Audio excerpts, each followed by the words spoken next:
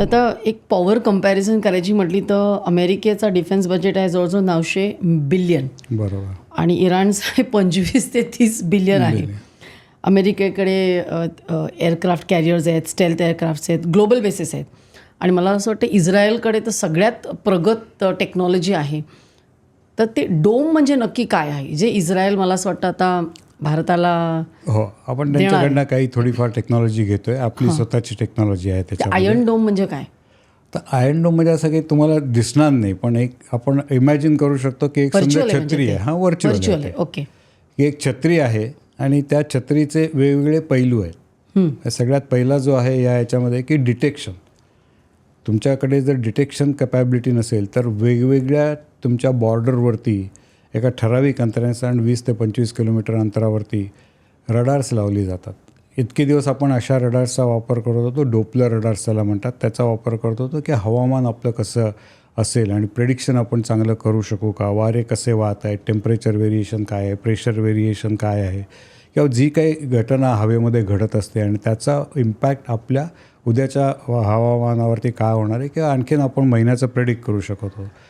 आता ही अशी टेक्नॉलॉजी एकदा डेव्हलप झाली म्हणजे सिव्हिलियन पर्पजसाठी, पण ती मिलिटरीपासून लांब राहू शकत नाही. बऱ्याचदा मिलिटरीचे स्पिन ऑफ सिव्हिलियनमध्ये येतात. या इथे कदाचित सिव्हिलियन टेक्नॉलॉजी मिलिटरीमध्ये आणली गेली की हे जर आपण प्रेडिक्ट करू शकतो आहे तर आत्ता मी सांगितलं तसं की आपण त्यांच्याकडे म्हणजे 1000 किलोमीटर, 2000 किलोमीटर, 10,000 किलोमीटर हे अंतर महत्त्वाचं नाही आहे. की ज्या क्षणाला लॉन्चरवरनं मिसाईल किंवा एखाद्या एअरक्राफ्ट कॅरियरवरनं एखादं एअरक्राफ्ट होतं आहे किंवा लँड बेस आपले जे एअर बेसेस आहेत त्या बेसवरनं जर एखादं फायटर जेट किंवा हेलिकॉप्टर टेक ऑफ करत आहे तर त्या क्षणापासून आपण त्याचं डिटेक्शन करू शकू का. आणि ही पहिली स्टेप असते कुठल्याही आयर्न डोम किंवा अशा प्रकारचे शील्ड जे आपण बनवतो की जगामध्ये तुम्ही सेंटर आणि त्या सेंटरच्या बाजूने तुम्ही रेडियस आखा की तिथपर्यंत आपण करूया 200 किलोमीटर, 2000 किलोमीटर, आणि सॅटेलाईट वापरले तर जगभर पूर्ण. की सॅटेलाईटने आपण जे खालना बघतो त्याच्याऐवजी वरनं बघायचं काय चाललं आहे ते, पण मध्यभाग आपला आहे की जिथे आपल्याला पाहिजे ते. तर ती पहिली स्टेज असते. ती झाल्यानंतर आता तुम्हाला समजलं आहे की या इकडनं एका ठिकाणून कुठनं तरी ते मिसाईल किंवा रॉकेट किंवा हेलिकॉप्टर एअरक्राफ्ट उडलेलं आहे, UAV, ड्रोन जे काय. साधारण किती किलोमीटरच्या पेरिफेरीमध्ये आपण डिटेक्ट करू शकतो आपल्या देशाच्या? ह्याच्यामध्ये आता काय की नॉर्मल रडार जी असतात ती 200 किलोमीटरच्या वरती त्याचं म्हणजे तुम्ही डिटेक्ट करू शकता, पण प्रोव्हाइडेड तुम्ही एका ठराविक उंचीच्या वरती आहेत. 80 फुटाच्या खाली मला वाटतं डिटेक्ट होत नाही असं काही. 80 फुटाच्या खाली खूपच कमी झालं. म्हणजे बरीचशी रडार आहेत ती 100 मीटरच्या वरतीच हे करतात. म्हणजे 100 गुणिले 3 म्हणजे साधारण 300 फुटापर्यंत ते डिटेक्ट करू शकत नाही त्याच्या खालती. पण त्यासाठी आता नवीन मायक्रोवेव्ह टेक्नॉलॉजी, रेडिओ फ्रिक्वेन्सीज वगैरे याचा वापर केला जातो. आणखीन जे जवळचं आहे त्यामुळे हे जे मी म्हटलं तसं की छत्री जी आपण घेतलेली आहे त्या छत्रीची रेडियस आपण काय ठरवतो आहे त्याप्रमाणे तुम्ही टेक्नॉलॉजी कुठली वापरणार हे ठरवलं जातं. आज जर आपण 2000 किलोमीटर घेतलं तर तिथे कुठलंच रडार जाणार नाही. तिथे तुम्हाला सॅटेलाईटच्या थ्रूच करावं लागेल किंवा तुमच्या फ्रेंडली कंट्रीजमध्ये तुमच्या रडारबरोबर त्यांचं संलग्न असायला पाहिजे. तुम्ही जेव्हा आपण चंद्रयान, मंगळयान जेव्हा करतो त्यावेळेला पहिली अँटेना जी आपली आहे जी ट्रॅकिंग चालू करते लॉन्च झाल्याबरोबर ती बँगलोरच्या आणि म्हैसूरच्या मध्ये ती अँटेना आपण लावलेली आहे.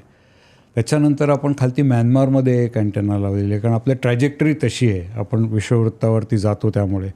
आणि नंतर मग जगातल्या 5 ठिकाणून आपण ऑस्ट्रेलिया आहे किंवा अमेरिकेतली काही आहेत, साऊथ आफ्रिकेमध्ये अँटेनाज आहेत, त्यांच्याशी आपण कोलॅबरेट करतो आणि तिकडनं ते ट्रॅकिंग चालू होतं.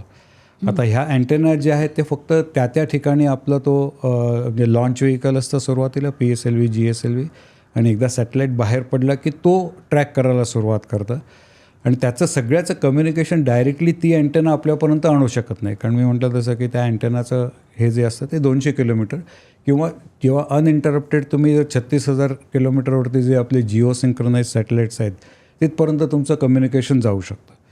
मग जगात कुठे म्यानमार असू दे किंवा ऑस्ट्रेलिया असू दे किंवा साऊथ आफ्रिका असू दे, अमेरिका असू दे, यांच्याबरोबर जे आपलं कोलॅबरेशन आहे त्या अँटेना डिटेक्ट करतात आणि अपलोड करतात ते एका ठराविक सॅटेलाईटला आणि तिकडनं मग आपलं जे हसनला सेंटर आहे तिकडे तो डेटा डाउनलोड होतो आणि तो पूर्ण ट्रॅक केला जातो. आता हे बरोबर उलटं होतं इथे की इथे वेगवेगळ्या देशातल्या जे आपली रडार्स आहेत जी 200 किलोमीटरपर्यंत व्यवस्थित डिटेक्ट करू शकतात. म्हणजे त्याची ॲक्युरसी जी असते ती 200 किलोमीटरच्या पुढे तो बघू शकेल, पण ते सॅटेलाईट किंवा तो जो म्हणजे वेपन जे आहे किंवा जे एअरक्राफ्ट आहे तिकडे किंवा मिसाईल आहे त्याची रडार सिग्नेचर काय आहे. नवीन टेक्नॉलॉजीमध्ये असं झालेलं आहे की पूर्वी सगळं ज्यावेळेला मेटलचं होतं, एखाद्या आरशाच्या समोर आपण उभं राहिलं तर आपल्याला ती प्रतिमा चांगली दिसते आपली, पण तेच जर आपण एखाद्या भिंतीसमोर उभं राहिलं तर दिसत नाही.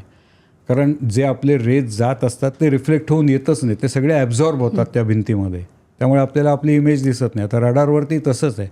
काही मटेरियल्स असे आहेत की जो रडारचा मायक्रोवेव्ह किंवा रेडिओ फ्रिक्वेन्सी त्याच्यावरती पडते ती ॲब्झॉर्ब केली जाते, रिफ्लेक्टच होत नाही ती. म्हणजे ते डिटेक्ट होत नाही. आता ते रिफ्लेक्ट झालं नाही तर रडारचं असतं कसं की इकडनं ते सिग्नल्स पाठवत असतात, मध्ये त्याला काही ऑब्जेक्ट आलं तर त्या ऑब्जेक्टवरती ते सिग्नल्स जातात आणि तिकडनं ते रिफ्लेक्ट होऊन होतात. म्हणजे आपण सूर्याचा कवडासा कसा सूर्याकडनं येतं आणि आपण ते दुसरीकडे डायरेक्ट करतं, तशा प्रकारे ते केलं जातं.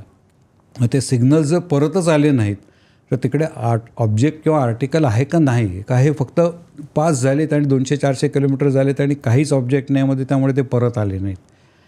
त्यामुळे रडार सिग्नेचर्स आहे आणि म्हणून 4th जनरेशन किंवा 5th जनरेशन फायटर्स ह्याच्यामधला जो फरक आहे, जो आपल्याला आता आपण AMCA म्हणून एक जो आपला नवीन कार्यक्रम करतो आहे त्याची रडार सिग्नेचर जी आहे ती हार्डली 10% आहे. आत्ता आपला जो LC आहे त्याचे रडार सिग्नेचर कदाचित 20-25% असेल. नाही म्हणजे काय रडार सिग्नेचर म्हणजे काय? रडार सिग्नेचर म्हणजे समजा ते एअरक्राफ्ट किंवा ते मिसाईल ब्रह्मोसारखं मिसाईल जे आहे आणि आपल्या बाकीची अग्निपृथ्वी मिसाईल्स आहेत, अग्निपृथ्वी पूर्णपणे मेटॅलिक आहेत.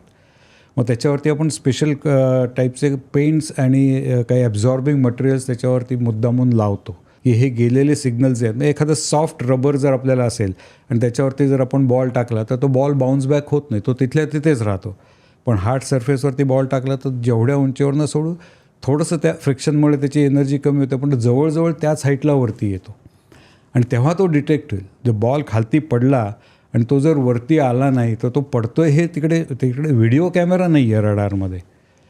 हा जो सिग्नल परत येतो, बॉल परत येतो तिकडे, तेव्हा आपल्याला तो कळतं की खालती हार्ड सरफेस आहे का सॉफ्ट सरफेस आहे. हे आपण आता आपली 5 इंद्रिय चालू असतात त्यामुळे आपल्याला ते सांगायला लागत नाही, पण रडारला तसं नाही आहे. रडारमध्ये एकच इंद्रिय आहे फक्त, त्यामुळे ते तिथपर्यंत त्याच्यापर्यंत येत नाही, तिथपर्यंत आपल्याला हा डिटेक्ट झालेला कळणार नाही.